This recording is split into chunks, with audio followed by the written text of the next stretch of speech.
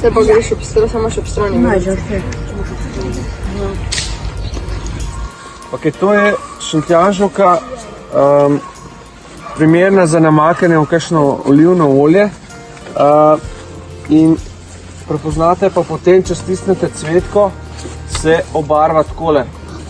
Ne rumena, ampak tako vijolično.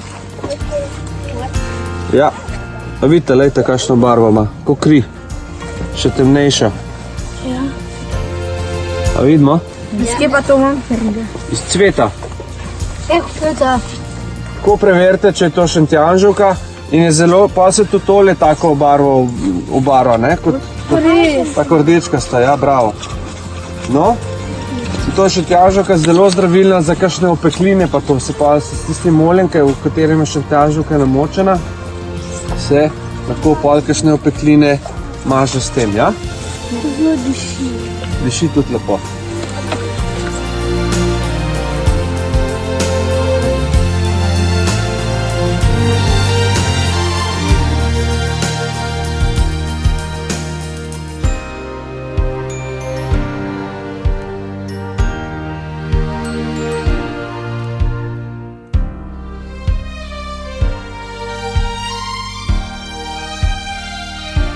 Potuje kamorkoli po vari, ali gor ali dol.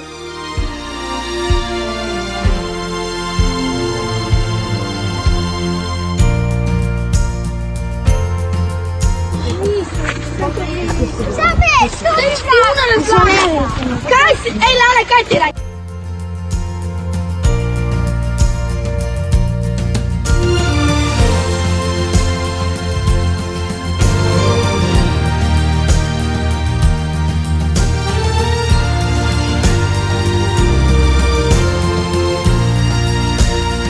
Bolj stran damo. Kakor vidite, ta ogenj zelo dobro razsvetljuje, zelo malo se kadi. Zaradi tega, ker dobiva kisik iz vse povsod, okrog in okrog, ne?